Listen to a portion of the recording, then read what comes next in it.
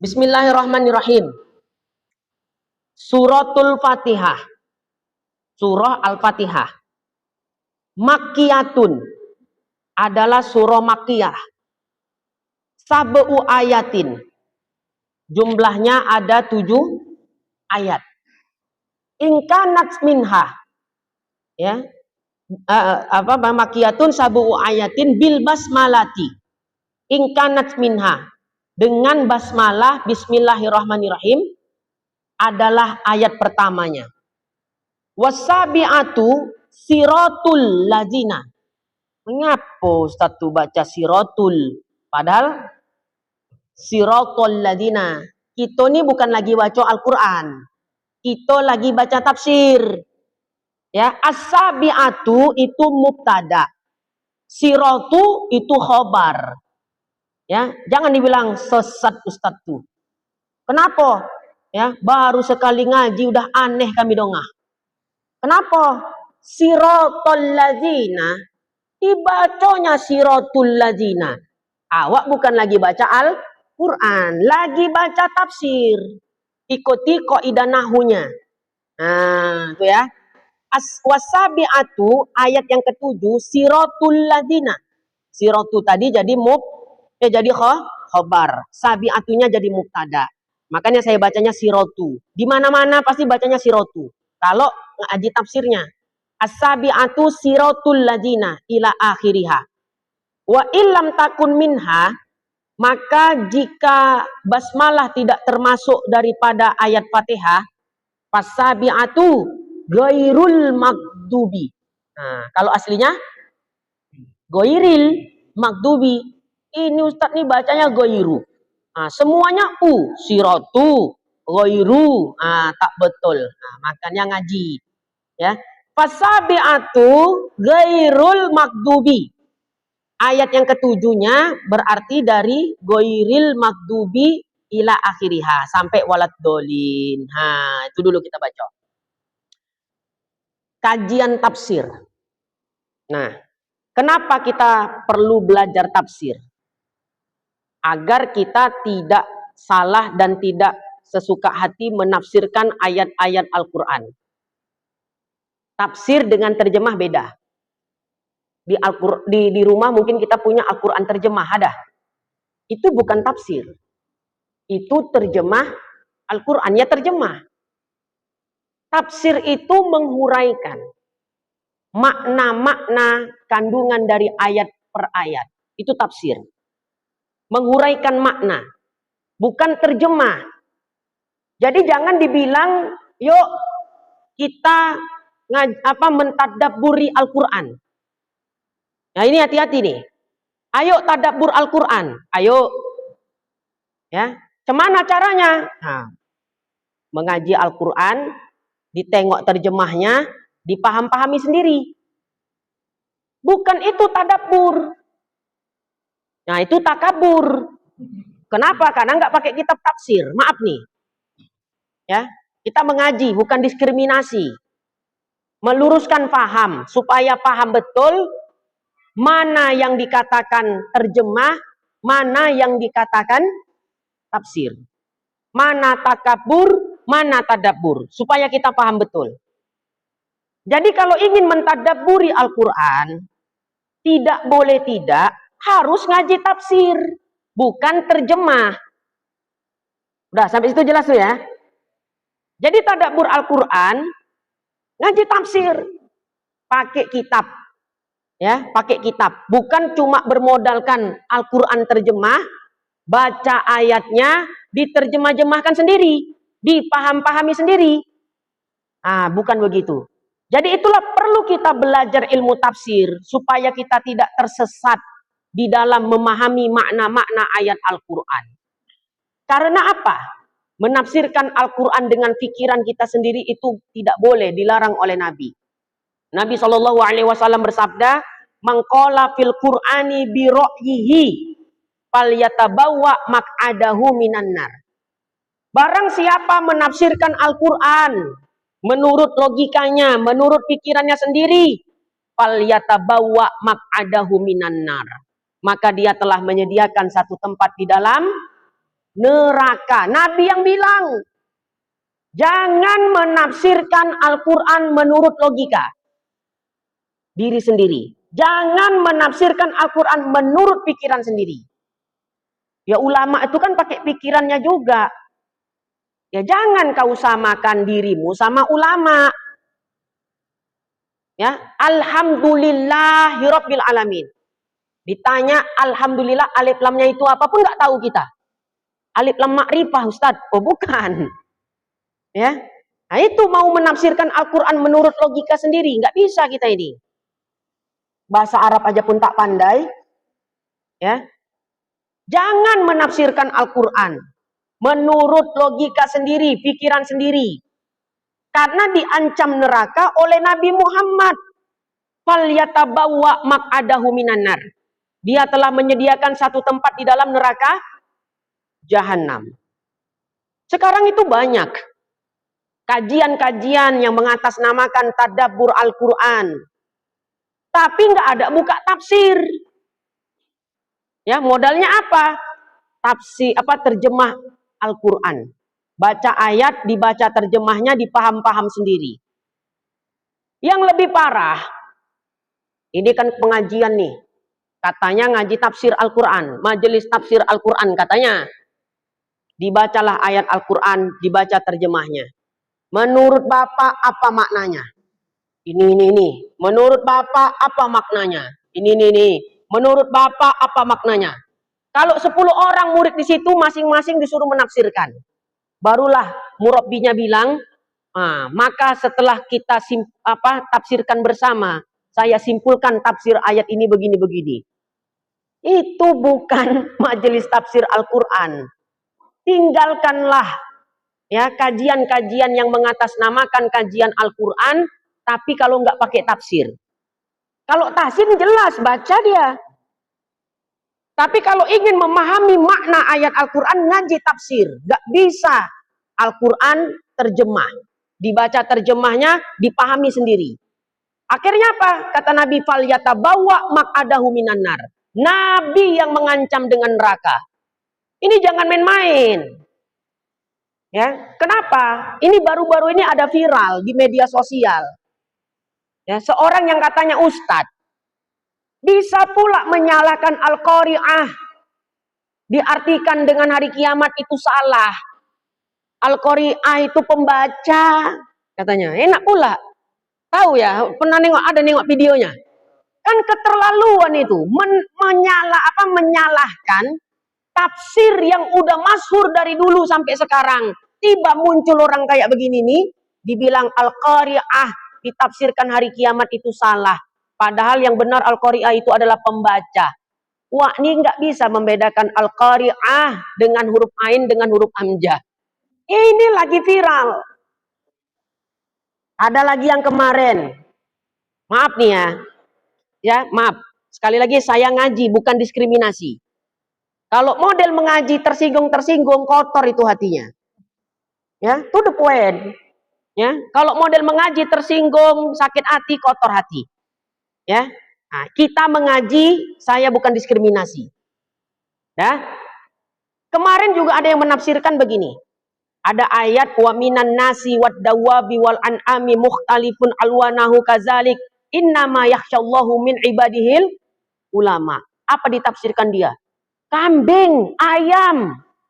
Kalau takut sama Allah Ta'ala, dia ulama juga katanya. Pernah kita dengar ada ulama dari kalangan kambing? Dari kalangan ayam, buaya. Buaya darat banyak. Assalamualaikum ukhti. Ya kan? Nah, ini. Ya, yang mudah-mudahan ya. Assalamualaikum ukhti, buaya darat banyak. Tahu, pernah tahu itu? Yang itulah, jangan sebut namanya ya, nanti hilang barokah majelis ini.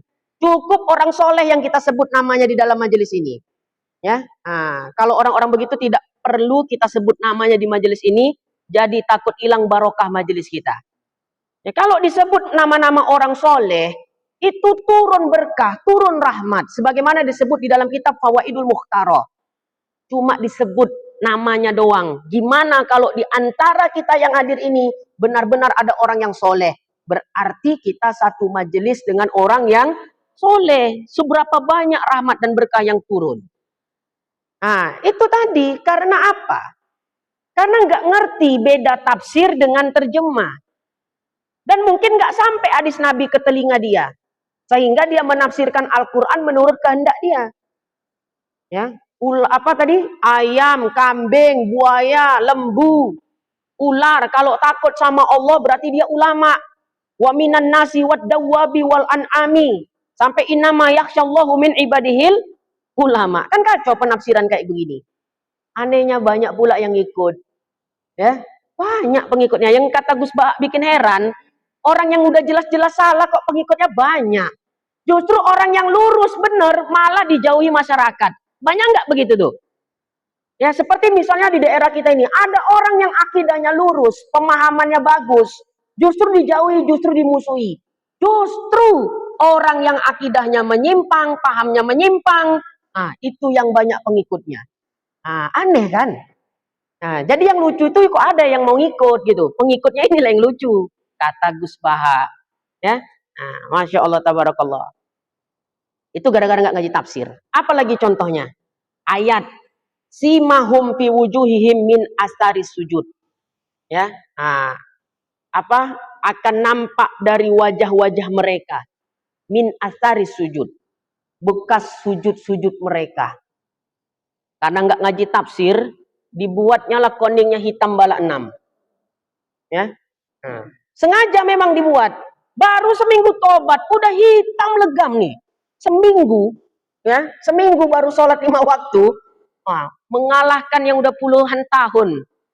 Ya, tutuplah yang ada keningnya hitam-hitam bala 6 ya. Enggak. Kalau memang betul-betul tak mengapa. Ini tadi seminggu nih baru hijrah, seminggu baru tobat, hitamnya ada keningnya 2 biji, ya, bahkan 6. Rupanya katanya Pak Bu, bisa dibuat itu ada minyaknya katanya. Ya, ada minyaknya, bisa dibuat hitam. Kenapa? Mereka memahami asari sujud, bekas-bekas sujud di wajah mereka, dikiranya jidat hitam. Padahal ulama tafsir seperti Imam At-Tabari dalam kitab tafsir beliau, Tafsir At-Tabari, ya, min asari sujud itu maksudnya bekas sujud mereka itu nampak ketika di hari kiamat. Wajah mereka bercahaya-cahaya, nampak bekas banyak sujud ketika di dunia. Bukan di dunia jidatnya hitam. Justru kalangan sufi, kalau mendapati dahi mereka hitam, ketika keluar rumah itu mereka tutup, ya, supaya jangan dilihat orang, takut ujub. Awak baru jadi makin awak buka. Ya, betul apa enggak? Ya, baru jadi makin dibuka. Ulama-ulama sufi takut ditutupnya jidat dahi yang hitam bekas sujud itu tadi supaya tak nampak orang. Takut dia riya, takut dia sum'ah, takut dia ujub. Penyakit hati yang 3 nih saudara. Ya, kalau riya itu udah jelas. Awak beramal ibadah supaya ditengok orang. Riya. Nah, supaya enggak riya cemana? Sembunyi-sembunyi di dalam beribadah. Kecuali yang memang dianjurkan untuk dilakukan, untuk dinampakkan sebagai syiar. Ya. Nah, ada orang bisa selamat dari riya, tapi belum tentu selamat dari sum'ah. Ya. Dia udah selamat dari riya. Disembunyikan amalnya. Tapi diomongkannya sama orang-orang. Ya. Tahu kok bro, apa? Semalam dan sholat tahajud 100 rakaat. Tapi diam-diam, bini Odan pun tak tahu. Nah, tapi dia cakapkan sama orang. Disembunyikannya dari orang, tapi dicakapkan ke orang. Sum'ah. Ya. Nah, jadi kadang kita bisa selamat dari riya, tapi belum tentu selamat dari sum'ah. Ada orang sudah selamat dari riya, selamat dari sum'ah, tapi nggak selamat dari ujub. Selamat dari riya, selamat dari sum'ah, nggak selamat dari ujub. Ujub tuh gini, ketika dia sudah berhasil menjaga dirinya dari riya, menjaga dirinya dari sum'ah, hati dia berkata, akulah memang yang paling mantap, akulah yang paling soleh. Uangnya riya semuanya ini, dan yang paling baik. Nah, itu namanya ujub. Maka beruntunglah orang yang hatinya diselamatkan Allah dari ketiga macam penyakit hati. Riya, sum'ah, ujub. Allah. Dah, itu tadi. Kenapa perlu kita mengaji tafsir? Supaya jangan kita sembarangan menafsirkan Al-Quran menurut kehendak kita sendiri. Jadi tadabbur Al-Quran tidak lain, tidak bukan, harus membuka tafsir. Jadi kalau cuma Al-Quran, terjemahnya dipaham-paham sendiri, itu bukan tadabbur Al-Quran. Tapi saya mengistilahkannya takabur. Ya, kenapa? Sombong, nggak perlu pakai tafsir. Ya, dan tidak, tafsir ini ilmu khusus. Kenapa? Untuk bisa belajar ilmu tafsir atau mengajar, apalagi mengajar ilmu tafsir, harus betul-betul menguasai ilmu alat. Ilmu alat itu bukan nahu sorob aja, ilmu balagoh. Nah, nantilah nih, ya nanti akan kita bahas semuanya. Ya, akan kita bahas.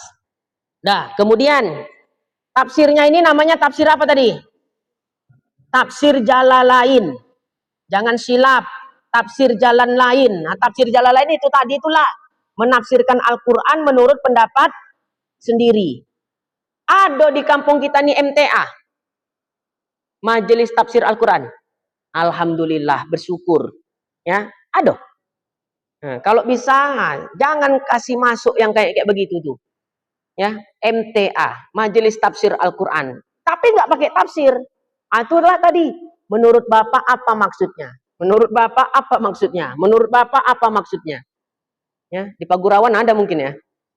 Nggak ada? Belum? Dah, mudah-mudahan jangan sampai masuk. LDI ada? Hah? Nggak ada. Kitab ini disusun oleh dua orang ulama besar. Makanya namanya Jalalain. Maksudnya dua orang jalal. Jadi penyusun pertama itu Imam Jalaluddin Al-Mahalli. Imam Jalaluddin Al-Mahalli ini yang mensyarahi kitabnya Imam Nawawi, Minhajut Thalibin wa Umdatul Muftin. Kan ada kitab fikih namanya Al-Mahalli Syarah Minhaj. Nah, inilah Imam Al-Mahalli. Jadi beliau menyusun kitab tafsir. Tapi belum selesai tafsir ini, beliau udah keburu wafat. Akhirnya gantung. Nah, ketika di masa Imam Jalaluddin As-Suyuti, dilanjutkanlah kitab tafsir ini oleh Imam Jalaluddin As-Suyuti, akhirnya full 30 juz. Berarti kitab tafsir ini disusun oleh dua orang. Ya, dua orang yang bernama Jalal. Satulah yang pertama Imam Jalaluddin Al-Mahalli, yang kedua Imam Jalaluddin As-Suyuti. Makanya nama kitab tafsirnya Tafsir Jalalain. Tafsir yang disusun oleh dua orang Jalal. Nah, penafsiran Al-Quran yang diterapkan oleh mufassir. Nah, mufassir itu adalah ulama-ulama tafsir. Mufassirin, ulama tafsir. Muhaddisin, ulama hadis. Kalau kita muhaddasin, ya, kita ini ahli hadas ya kan, bukan muhaddisin, kita muhaddasin, ahli hadas. Ulama hadis muhaddisin. Sufiyin, ulama-ulama sufi. Mutakallimin. Wow, di Kuala Tanjung ini banyak mutakallimin ya kan, ahli-ahli ilmu kalam ya. Mutakallimin. Ya, fuqaha, ya, ulama ahli fikih. Jadi kalau mufassir atau mufassirin berarti itu adalah sekelompok ulama-ulama ahli tafsir. Ya. Nah, para ulama mufassir ya dari sejak masa Nabi sampai saat ini di dalam menafsirkan ayat-ayat Al-Quran, mereka menggunakan dua metode. Ya, mufassirin dari kalangan dari masa Nabi Muhammad, yaitu para sahabat. Ya, kemudian sampai sekarang ulama-ulama tafsir di dalam menafsirkan ayat-ayat Al-Quran menggunakan dua metode. Metode yang pertama namanya tafsir bil ra'yi. Ya, berarti menafsirkan Al-Quran dengan pikiran. Loh, tapi tadi nggak boleh kata Nabi dengan pikiran kita. Kalau pikiran ulama boleh. Ya, dengan ijtihad mereka. Tafsir bil ra'yi. Yang kedua, ada namanya metode tafsir bil maksur. Nah, tafsir bil maksur itu cemana pula? Ulama-ulama di dalam menafsirkan ayat-ayat Al-Quran menggabungkan antara ayat dengan hadis. Contohnya tafsir bil maksur ini tafsirnya Imam Ibnu Katsir. Tafsir Al-Qur'anil Azim atau yang lebih populer dengan nama tafsir Ibnu Katsir ini menggunakan penafsirannya menggunakan metodologi tafsir bil maksur. Ya. Nah, kalau tafsir Jalalain yang kita baca, metodologi yang beliau pakai adalah tafsir bil ra'yi, menggunakan ijtihad. Nah, supaya kita paham, ya. Nah, ada Ustadz kitab tafsir di rumah, ya, Odan Boli. Nah, kenapa rupanya? Beda sama tafsir Jalalain, mana yang betul? Rasa Odan lebih sodop yang di rumah tuh Ustadz. Mengapa pula Pak? Sebab dia menafsirkan ayat Al-Quran dengan hadis-hadis Nabi. Kalau ini tafsir Jalalain sedikit Odan tengok hadisnya. Ah, rasa Odan yang betul tuh tafsir yang di rumah tuh lah. Ah, dua-duanya betul. Ya, kalau yang di rumah tadi itu penafsiran pakai hadis namanya tafsir bil maksur. Kalau tafsir Jalalain sedikit hadisnya tapi dengan ijtihad yang banyak namanya tafsir bil ra'yi. Udah jelas ya? Nah, yang penting kita nggak boleh menafsir-nafsirkan Al-Quran menurut pikiran kita sendiri. Dah baik. Dikatakan tadi suratul Fatihah namanya adalah suratul Fatihah. Tapi sejatinya nama bagi surah ini banyak, lebih dari 20 nama. Kata ulama semakin banyak nama menunjukkan semakin mulia. Makanya Nabi Muhammad itu namanya banyak. Ya, Muhammad, Ahmad, Toha, Yasin. Ya, itu diantara nama-nama Nabi Muhammad. Makin banyak nama makin mulia. Suratul Fatihah termasuk surah yang namanya banyak. Ya, apa saja namanya? Fatihatul Kitab. Ya, selain Fatihah namanya Fatihatul Kitab, pembuka kitab. Kemudian apalagi namanya Ummul Quran, induknya Al-Quran. Jadi dari 30 juz Al-Quran, seluruh isi kandungan daripada 30 juz Al-Quran itu ada semuanya di dalam suratul Fatihah. Maka dinamakan dia Ummul Quran. Ummul Hadis juga ada, induknya hadis, hadis Jibril. Tahu hadis Jibril? Yang tentang 3 itu iman, ihsan, iman, Islam, ihsan. Itu dinamakan namanya Ummul Hadis. Kalau suratul Fatihah dinamakan Ummul Quran. Nah, kemudian apalagi nama surah ini? Suratul Kafiyah. Ya. Nah. Kemudian apalagi? Suratul Syafiyah. Surah yang menyembuhkan. Dulu kalau orang sakit di zaman Nabi dibacakan Fatihah sembuh. Orang sekarang dibacakan Fatihah mati. Ya. Meninggal. Bingung awak. Yang salah apa nih kan gitu kan. Nah, ada riwayat di dalam kitab Madza fi Sya'ban karya Al-Alama Al-Muhaddis Profesor Dr. Abuya As-Sayyid Muhammad bin Alawi Al-Maliki Al-Hasani rahimahullah. Ada seorang sahabat lagi kumpul-kumpul bareng sahabat yang lainnya, rame-rame nih. Tiba-tiba orang Yahudi datang. Apa kata orang Yahudi tadi? Tuan, para sahabat Muhammad. Ada yang bisa nolong saya, ada yang bisa bantu saya. Saya tersengat kalajengking atau ular pada waktu itu. Saya lupa. Antara dua itulah, yang penting hewan berbisa. Ya. Ini kaki saya tersengat binatang berbisa. Adakah di antara kalian wahai para sahabat Muhammad yang bisa mengobati saya? Tiba-tiba salah seorang sahabat mengajukan diri. Saya siap untuk membantu. Nah, cuma ada syaratnya Tuan. Syaratnya kalau sembuh, ya Ruqyah ini sembuh, maka saya minta upah 2 ekor kambing. Jadi kan makanya Ruqyah itu, kan ada Ruqyah sekarang kan banyak tuh ya. Ruqyah syar'ilah atau apa istilahnya. Nah, kadang sekali Ruqyah 100.000. Dibuat apa namanya? Tarif. Apakah itu melanggar syariat? Enggak, itu sahabat Nabi buat. Bayarnya bukan 100.000, 2 ekor kambing. Cuma jamin sembuh.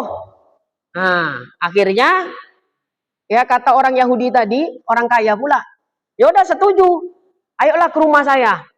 Dah, dirukiyalah daripada badan orang Yahudi yang kena sengat binatang berbisa tadi. Yang dibacakan sahabat cuma suratul Fatihah. Ya, awak 30 juz Al-Quran, jinnya pun nggak keluar-keluar. Sampai saking capeknya buka HP MP3 nyojin. Jin itu pemakin sodok. Ya, ya, kejadian itu. Ya, kejadian. Ada orang ngadu kayak gitu. Saking capeknya kami Ustaz nggak keluar-keluar, MP3 ayat kursi itu kami dengarkan. Kami yang tidur, jin itu tak tidur-tidur katanya. Sampai pagi. Nah, suratul Fatihah aja yang dibaca oleh sahabat sembuh. Akhirnya sahabat tadi betul dihadiahi 2 ekor kambing oleh orang Yahudi tadi. Nah, itulah hebatnya zaman dulu tuh. Ya, nah, cuma dibaca suratul Fatihah jadi. Nah, kalau kita makin menjadi jadi. Makanya suratul Fatihah ini dikatakan suratul Syafiah. Ya. Jadi tuan-tuan guru, ulama datang kemana ke kampung kita nih? Kita sering bawa aqua ya. Nah, promosi pula, bawa air mineral. Ya, kita bawa, tolonglah Beb, doain. Ya, tolonglah Kiai, doakan.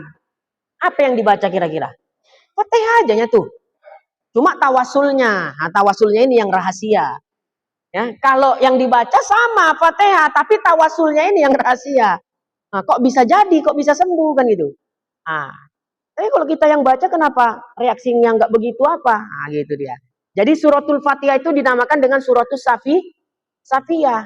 Ya, kenapa? Surah yang menyembuhkan. Nah, dinamakan juga ini dengan suratul Ruqiyah. Ya, dan nama-nama yang lain. Intinya nama bagi surah Fatihah ini banyak.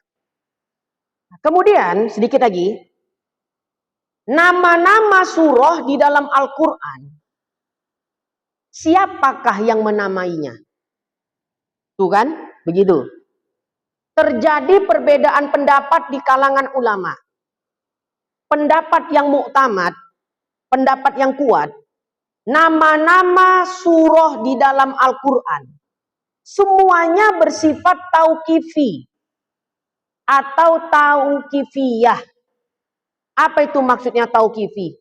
Memang datangnya dari Allah, dari Nabi Muhammad. Memang Allah dan Nabi Muhammad yang menamakan, bukan dari para sahabat.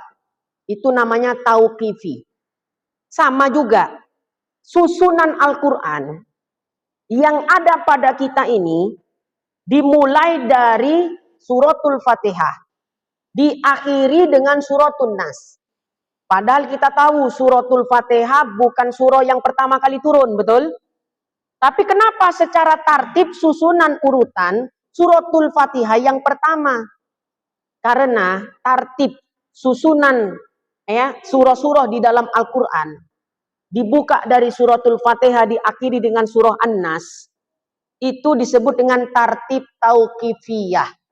Tartibnya, susunannya mengikuti susunan Al-Quran yang ada di Lauhul Mahfuz. Gitu. Paham ya? Nah, suratul Fatihah ini termasuk surah-surah yang awal-awal turun. Surah yang awal turun kan surah Al-Alaq, Al-Muzammil, Al-Muddatsir, suratul Fatihah.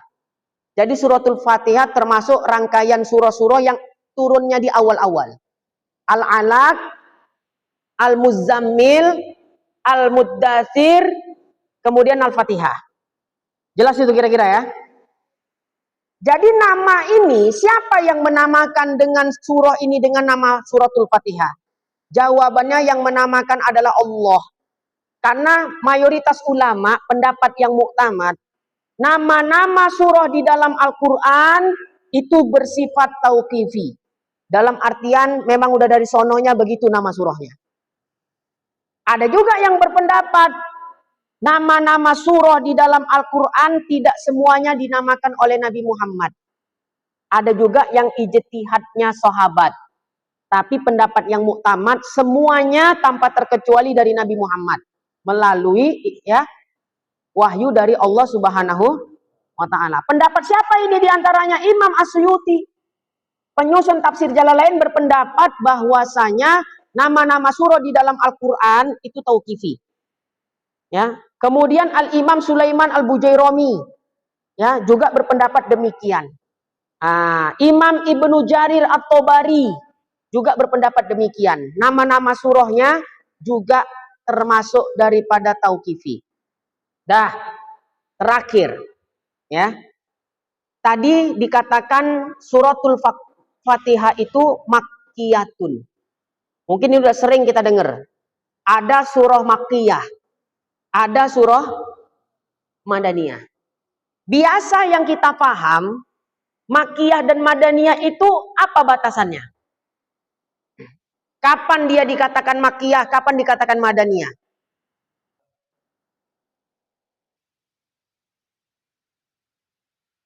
Biasa kita, makkiyah tuh yang turun di Mekah, ya kan? Madaniyah tuh yang turun di Madinah. Jadi ada 3 pendapat nih tentang batasan suatu surah dikatakan makkiyah dan madaniyah. Pendapat yang pertama, yang dikatakan makkiyah dan madaniyah, surah yang turun di Mekah, makkiyah lah dia. Pendapat pertama. Yang turun di Madinah, madaniyah dia. Pendapat yang pertama. Dan ini yang paling mudah dan masyhur, populer. Kedua, makkiyah madaniyah tidak ditentukan di mana turunnya. Tapi makkiyah madaniyah itu ditentukan dari titik berat pembicaraan ayat tersebut. Artinya, kalau ayat-ayat atau surah tersebut titik pembicaraannya tertuju untuk penduduk kota Mekah, walau turunnya di Madinah, makkiyah lah dia itu. Jadi bukan ngelihat dari tempat turunnya. Bisa paham? Maka begitu juga, kalau titik pembicaraan ayat atau surah tersebut, ya titik berat pembicaraannya untuk penduduk kota Madinah, maka disebutlah ayat surah itu madaniyah, walau turunnya di Makkah. Jelas? Pendapat terakhir, makkiyah dan madaniyah tidak ditentukan dari turunnya. Tidak ditentukan dari titik berat pembicaraannya. Tapi makkiyah dan madaniyah ditentukan dari hijrahnya Nabi. Kalau ayat itu turun sebelum Nabi hijrah, ayat surah turun sebelum Nabi hijrah, maka makkiyah itu. Dan kalau dia turunnya ayat-ayat surah tersebut setelah Nabi hijrah, madaniyah lah itu. Jelas kira-kira? Dari ketiga pendapat ini mana yang muktamad? Yang paling kuat? Yang ketiga. Cuma yang masyhur di masyarakat yang pertama. Pokoknya asal di Mekah turun makkiyah. Asal di Madinah turun di madaniyah. Itu masyhur, populer, tapi tidak muktamad. Justru yang muktamad menurut ulama tafsir adalah pendapat yang ketiga. Setelah hijrahnya Nabi. Makanya suratul Fatihah surah-surah awal kan. Udah hijrah belum Nabi? Belum, makanya makkiyah. Sementara ayat surah yang turunnya setelah hijrah Nabi madaniyah. Itulah dia. Wallahu a'lam bishawab. Ini masih muqaddimah ya. Kita belum membahas tafsirnya. Ya, tafsir daripada suratul Fatihah. Nah, ini masih kita bicara betapa pentingnya belajar ilmu tafsir. Ya, supaya kita paham makna-makna ayat Al-Qur'an. Karena saya secara pribadi ya, ketika kita sholat, membaca ayat-ayat di dalam sholat, yang ayat itu kita paham maknanya, itu beda dengan yang kita nggak paham. Ya, lebih enak rasanya, lebih mantep rasanya. Jadi supaya tahsinnya bagus, udah belajar tahsin kita, ya. Supaya kita paham maknanya, ngaji tafsirlah kita. Supaya makin elok sholatnya, belajar fikih, kan sempurna jadinya. Itulah dia. Wallahu a'lam bishawab. Sementara sampai sini dulu. Saya kembalikan kepada moderator.